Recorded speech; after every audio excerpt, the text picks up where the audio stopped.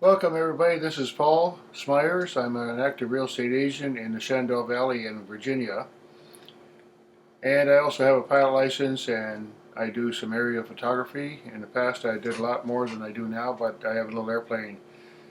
And today I want to talk a little bit about the financing and what we call creative financing.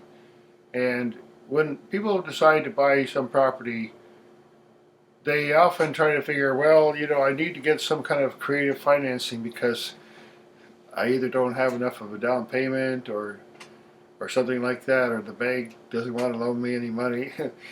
So they want to get creative. Well,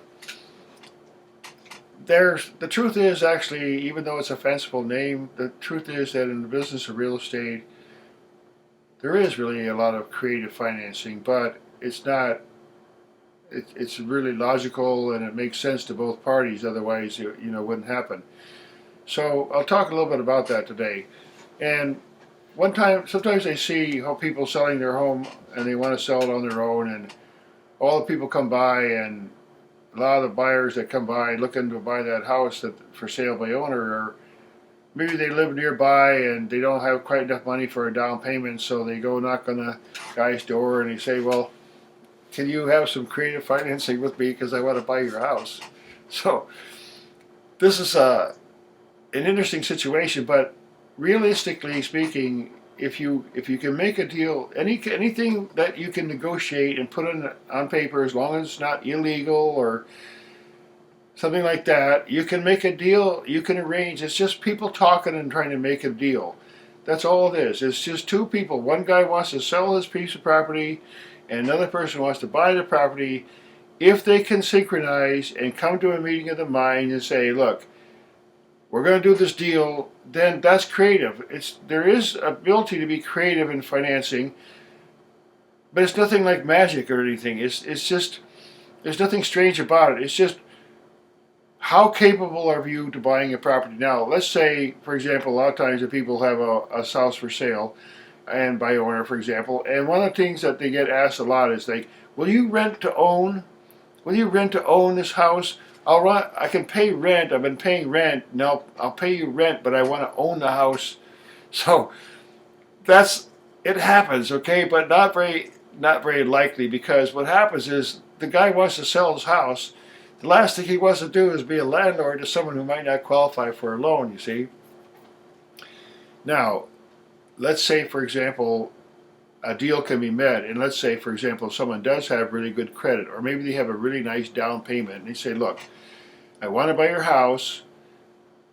I can pay you a large down payment, and I have good credit, and I have a working job. My spouse also works, and I got a good career, and I'd like to buy your house, and I will pay you interest on the money that you give me a note for 3 or 4 years."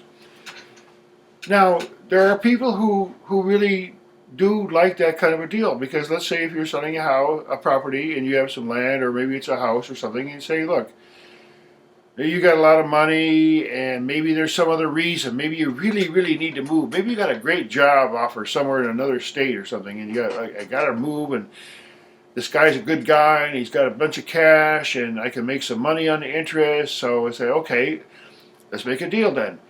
You give me 50% down payment, and I'll take a note for 3 years, and I'll go on my merry way, and you'll have your house, and I'll have my new job." And, especially if people know each other. There are times when family members, even not distant family members, they may not be really close family members, they might say, "Look, okay, we trust you, we know you, we'll make a deal, pay me off at 3 years, whatever, and we can do it." So there are times that a win-win deal can happen, and it makes a lot of financial sense for both parties. Now, a lot of people who buy land don't know that. See, so what's happening in the land business right now is that, let's say there's a 100-acre parcel in Virginia, and the guy who owns it is out of state. He doesn't even ever visit it, and it's just deer hunting land, maybe, or something. Okay, so then along comes a guy who lives in Virginia, and maybe he lives nearby, and he drives by this piece of land every day, and he says, "Well, that's a piece of land. I'd like to go hunting there. I'd like to own that piece of land."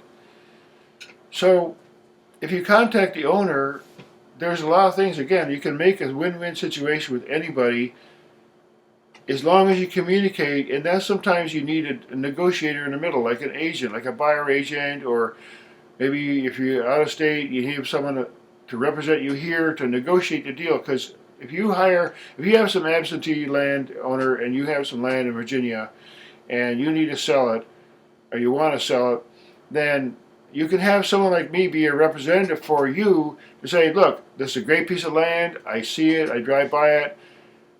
I know it can be used for XYZ or hunting or whatever. And I'm going to look in the local market to find somebody. And then you ask the owner, say, okay, if you get a really good qualified buyer who's got some money and a large down payment, this land has been sitting there for 20 years, you never sold it, would you take a 3-year note on it? You see, so an owner who lives out of state's got a decent job, the land's sitting there, he might just say, hey, I'll take a 3-year note on it, I'll make a little money, and the land, I don't use it anyway. See, so these kind of deals can happen. Now, what's happening in the land business is that there are groups out there online that have gone in and whatever, they have a number of different ways of finding absentee owners or people who are distressed owners, and they just say, hey, yeah, I'll buy your property off you for, 30% on the dollar or something like that. So there are people who out there who do that online now, and it's not fraud at all. It's just they're making money. Yes, they are making money, but they enable other people like yourself to buy a piece of land on time through a creative financing structure where an intermediary has bought this land and gotten title of it, and he paid that guy off, say, okay, I paid you 30 cents on the dollar. And the guy's happy. I never used that land. I don't even know. I've never seen it even. So he sells his land, and then they hold it. And then you pay.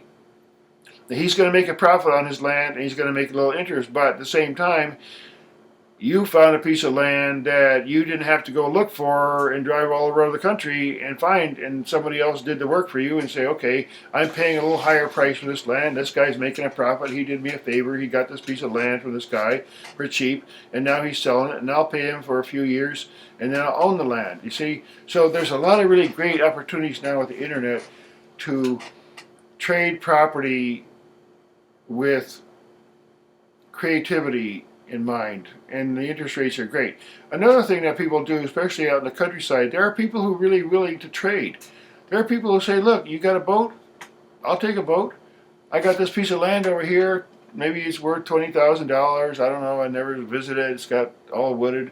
Hey, give me a boat. You can have the land. So things can happen like that. But again, it's having an intermediary between you and the buyer or seller, just someone who can negotiate a little bit, because sometimes there's distance, physical distance, and sometimes there's personalities.